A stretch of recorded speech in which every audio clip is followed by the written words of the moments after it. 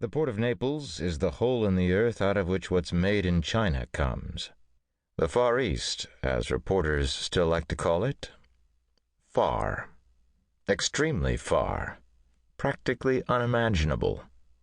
Closing my eyes, I see kimonos, Marco Polo's beard, Bruce Lee kicking in midair. But in fact, this East is more closely linked to the port of Naples than to any other place. There's nothing far about the East here. It should be called the extremely near East, the least East. Everything made in China is poured out here, like a bucket of water dumped into a hole in the sand. The water eats the sand, and the hole gets bigger and deeper. The port of Naples handles 20% of the value of Italian textile imports from China, but more than 70% of the quantity. It's a bizarre thing, hard to understand, yet merchandise possesses a rare magic. It manages both to be and not to be, to arrive without ever reaching its destination, to cost the customer a great deal despite its poor quality, and have little tax value in spite of being worth a huge amount. Textiles fall under quite a few product classifications, and a mere stroke of the pen on the shipping manifest can radically lower price and VAT. In the silence of the port's black hole, the molecular structure of the merchandise seems to break down, only to recompose once it gets beyond the perimeter of the coast. Goods have to leave the port immediately.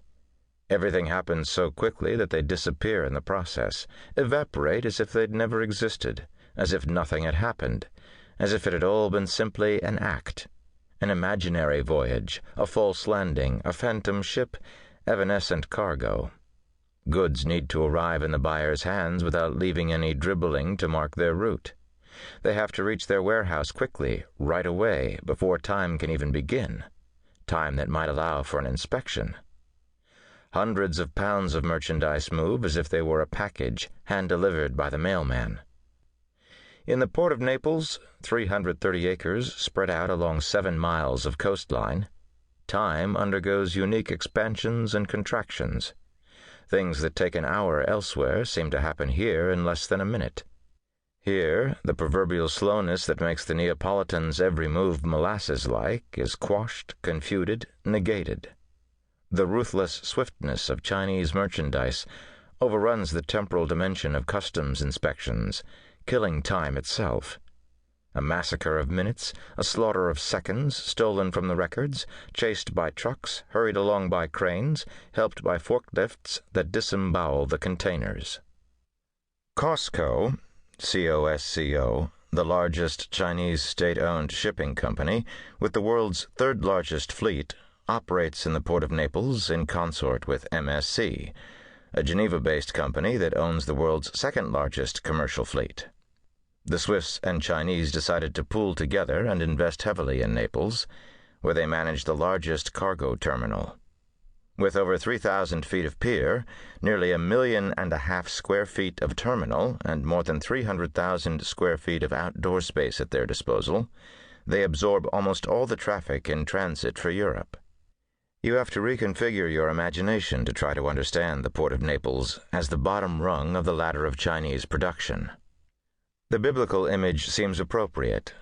The eye of the needle is the port, and the camel that has to pass through it are the ships.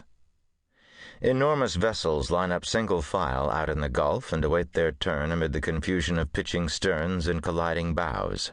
Rumbling with heaving iron, the sheet metal and screws slowly penetrate the tiny Neapolitan opening.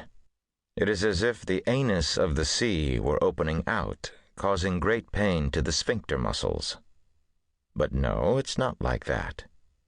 There's no apparent confusion.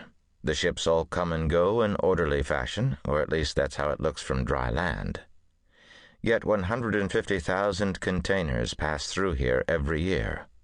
Whole cities of merchandise get built on the quays, only to be hauled away. A port is measured by its speed, and every bureaucratic sluggishness, every meticulous inspection, transforms the cheetah of transport into a slow and lumbering sloth. I always get lost on the pier. Bausan Pier is like something made out of Lego blocks, an immense construction.